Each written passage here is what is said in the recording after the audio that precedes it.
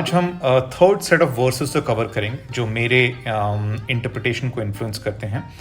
और ये third set of versus 4 versus हैं। ये हैं 10.8, 10.20, 9.7 एंड 9.8। ये 4 वर्सेस हैं जो थर्ड सेट ऑफ वर्सेस हैं जो मेरे थिंकिंग को इन्फ्लुएंस करते हैं।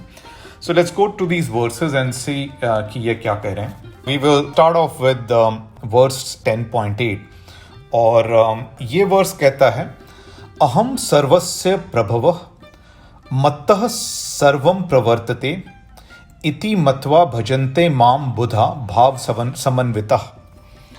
सो इस वर्स का मतलब है कि मैं सभी का स्रोत हूँ, मैं सभी का ओरिजिन हूँ, हर चीज़ का ओरिजिन हूँ।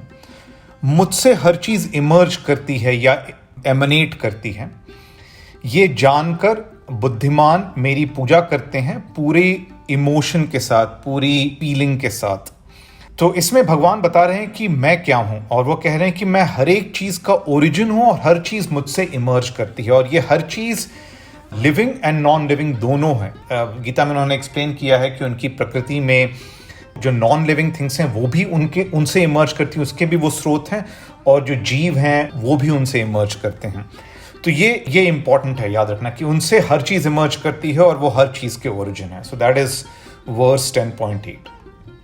Then the next verse is 10.20 और ये वर्स क्या है?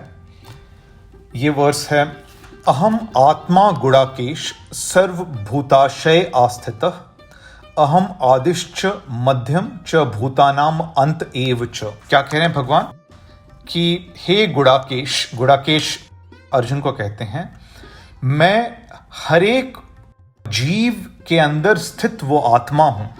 तो जो देहिना है, जो आत्मा है, वो मैं हूं। हर जीव में स्थित वो आत्मा मैं हूं। मैं हर एक जीव का आदि हूं, मध्य हूं और अंत हूं। उसका ओरिजिन, उसका एग्जिस्टेंस और उसका एंड सभी मैं हूं। सो अगर इन दोनों वर्सेस को आप साथ में देखें तो भगवान कह रहे हैं कि मुझसे हर चीज ओरिजिनेट करती है, मैं हर चीज का सोर्स हूं, और हर जीव में जो आत्मा है, आपके अंदर जो देहना है, जो सोल है, वो भी मैं हूं। So these are 2 verses which are important to appreciate and understand.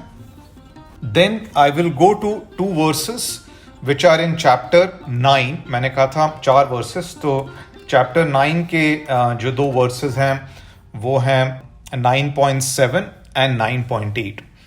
तो 9.7 क्या है? 9.7 है, सर्वभूतानि कौन्तेय प्रकृतिम यान्ति मामिकाम कल्पक्षय पुनः तानि कल्पादौ वृसजामि अहम। भगवान कह रहे हैं कि हर कल्प के एंड पे, हर एक साइकिल के एंड पे सभी जो जीव हैं वो मेरी प्रकृति में आ जाते हैं, वो मेरी प्रकृति को प्राप्त होते हैं, और फिर एक नए कल्प के शुरुआत में मैं उनका सृजन करता हूं। सो सभी जीव मेरी प्रकृति को प्राप्त होते हैं, मेरी प्रकृति में आ जाते हैं एक कल्प के क्षय के बाद, एक समय के बाद, और फिर नए समय की शुरुआत में मैं उनका सृजन करता हूं।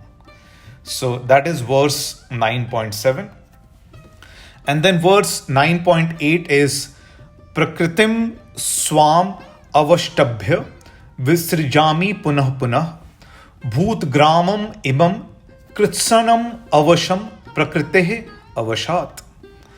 भगवान कह रहे हैं कि मैं अपनी प्रकृति में अपने आप को स्थापित करके इन सब को बार बार शरीर में विसर्जन करता हूं, और ये सृजित हो जाते हैं इस नए शरीर में बिना किसी वश के। और ये जब सृजित होते हैं तो ये nature, finite laws of nature के द्वारा गवर्न होते हैं। प्रकृति जो है उसके वश में रहते हैं, इनका जन्म इनके वश में नहीं है, और मैं इनका सृजन करता हूं अपनी प्रकृति के थ्रू, अपनी प्रकृति को एम्ब्रेस करते हुए। Right? So these are verses 9.7 and 9.8. ये 4 वर्सेस 10.8, 10.2, 9.7, 9.8 ये मुझे काफ़ी इंपॉर्टेंट लगते हैं, और इनको साथ में पढ़ना भी मुझे आवश्यक लगता है, क्योंकि इनको अगर साथ में देखा जाए तो भगवान कह रहे हैं कि मैं हर चीज़ का स्रोत हूँ और हर चीज़ का ओरिजिन हूँ। आपके अंदर जो आत्मा है, जीव जो है, जो देहना है, वो भी मैं ही हूँ। और जब एक कल्प का क्षय होता है, जिसको मैं समझता हूं कि जब आपके शरीर का अंत होता है, तो वो देहना जो है वो मेरी प्रकृति में आ जाता है, मुझ में समाहित हो जाता है। और फिर जब नए कल्प की शुरुआत होती है तब मैं पुनः सृजन करता हूं, और ये सृजन आपके वश में नहीं है, ये मेरी प्रकृति से होता है, मैं इसको डिटरमिन करता हूं। सो अगर मैं इसको इस चीज से भी कंपेयर करूं कि भगवान किसी के गुड एंड इविल का रिकॉर्ड नहीं रखते हैं, और वो कहते हैं कि मृत्यु के बाद हर एक मुझ में मिल जाता है, मेरी प्रकृति में आ जाता है, और मैं उनका सृजन करता हूं। जब वो रिकॉर्ड ही नहीं रखते हैं और हर चीज उनमें मिल जाती है, तो फिर ये कैरिकेचर जो है, जो हम लोग सुनते रहे हैं कि भाई आप पृथ्वी पर जो गुड और इविल करते हैं उसका रिकॉर्ड रखा जाता है, जब आपकी मृत्यु होती है तब कोई बैठ के उस रिकॉर्ड के ऊपर यही निर्णय करता है कि आप स्वर्ग में जाएंगे कि नरक में जाएंगे, और उसके हिसाब से या तो आप स्वर्ग में अप्सराओं के साथ रहते हैं या नरक में आप जलते हैं, और जब आप वो समय पूरा कर लेते हैं तो फिर आपका पुनः बर्थ होता है। ये मुझे कैरिकेचर लगता है, मुझे नहीं लगता कि ये सही इंटरप्रिटेशन है। मुझे सही सिमिली ये लगती है कि देखिए, बचपन में हम लोग पढ़ते थे कि एक वाटर साइकिल है, मतलब एक बहुत बड़ा ओशन है, सूर्य के ताप से उसमें से कुछ वेपर जो होते हैं वो इकट्ठे हो जाते हैं, वो इवेपोरेट हो जाते हैं, फिर वो एक बादल में इकट्ठे हो जाते हैं। बादल जब कंडेंस होता है तो एक बूंद गिरती है पृथ्वी पर, जो नदी के थ्रू होते हुए पुनः ओशन में मिल जाती है।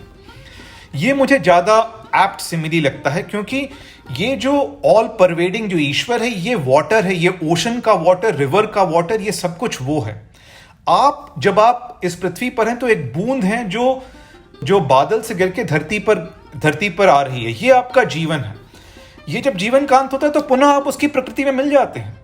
उसके बाद जब नया वाटर वेपर बनता है तो वो सेम केमिकल कॉम्पोजिशन हो सकता है, बट वो आप नहीं, आप मिल गए हैं ऑलरेडी प्रकृति में।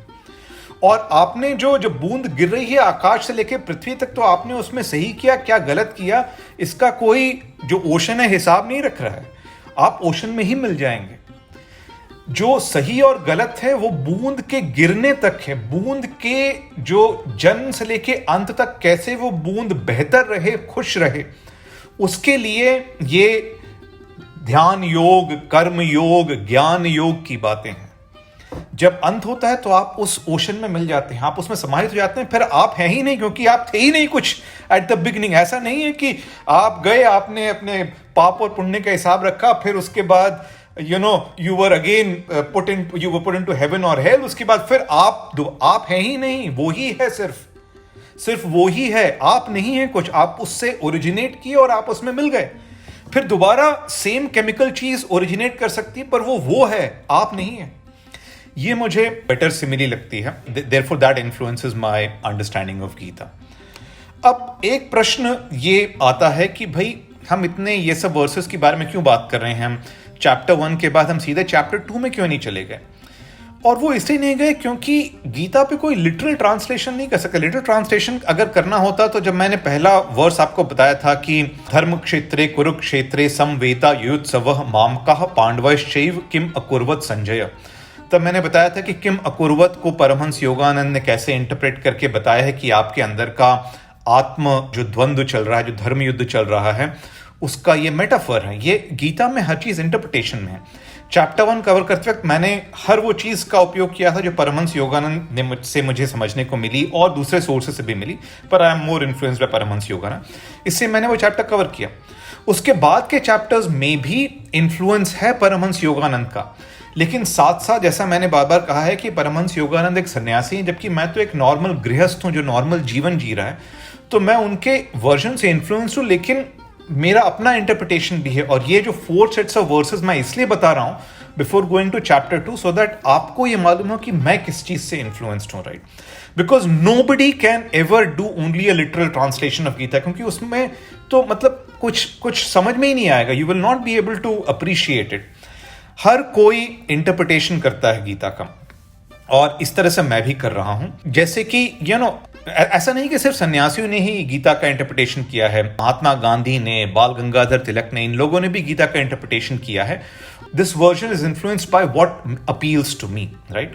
कुछ चीजें जो मुझे नहीं अपील करती हैं, जैसे कि गीता के चैप्टर 15, 16 और 17 से मैं रिलेट नहीं कर सकता हूं। इवन चैप्टर 14 मैं स्किप कर देता हूं क्योंकि मुझे नहीं लगता कि उसको पढ़ के कुछ विशेष प्राप्त होता है। बाकी जो चैप्टर्स हैं, चैप्टर्स 1 to 13 और चैप्टर 18, इनमें जो कुछ है वो सफिशिएंट है अंडरस्टैंडिंग के लिए। By the way, even in these chapters कहीं कहीं पर 4 वर्णों के बारे में कहा गया है और वो मुझे अपील नहीं करता है, मैं उसको इग्नोर कर देता हूं। और बाय द वे, ये गलत भी नहीं है। आप सभी को मालूम है कि तुलसीदास ने भी जब रामचरितमानस की रचना की तो उन्होंने उत्तरकांड में सीता के बैनिशमेंट का पार्ट ही छोड़ दिया, उन्होंने उसको कवर नहीं किया। That did not appeal to him. So similarly, certain things appeal to me, certain things don't appeal to me, and therefore this is influenced by what appeals to me. So hopefully आपको यह पसंद आया होगा। Thank you.